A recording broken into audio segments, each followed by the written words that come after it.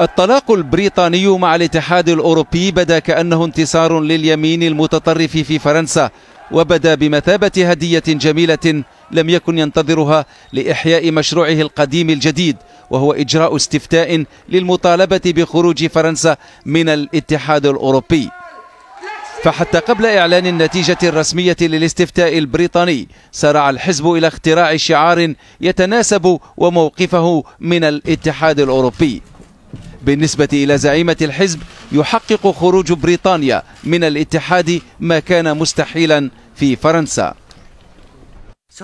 الاستفتاء في انتماء فرنسا إلى الاتحاد الأوروبي ضرورة ديمقراطية، من حق الفرنسيين أيضا الاختيار، ولهم الحق في التحرر من الاتحاد واسترجاع فرنسا سيادتها كاملة.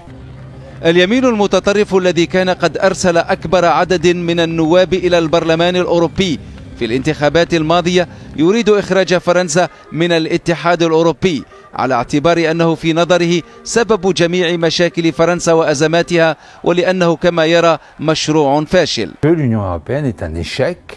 نريد الخروج من الاتحاد لأنه فشل فشلا ذريعا على الصعيد الاقتصادي وعلى صعيد السيادة باستيلائه على قرار الفرنسيين، وكذلك على الصعيد السياسي بانتهاجه سياسة ضارة ولعجزه عن حل مشاكل في إفريقيا وفي الشرق الأوسط. اليمين المتطرف بدأ من الآن يراهن على تنامي الشعور القومي في فرنسا، مستغلا زيادة الهواجس الأمنية لدى كثير من الفرنسيين وخوفهم من تدفق المهاجرين واللاجئين على البلاد. يأمل اليمين المتطرف في أن تكون للاستفتاء البريطاني هزات ارتدادية في فرنسا تمكنه من الاستحواذ على أصوات الذين باتوا يعتبرون الاتحاد الأوروبي غير قادر على حل مشاكلهم أو حمايتهم. نور الدين بوزيان، الجزيرة، باريس.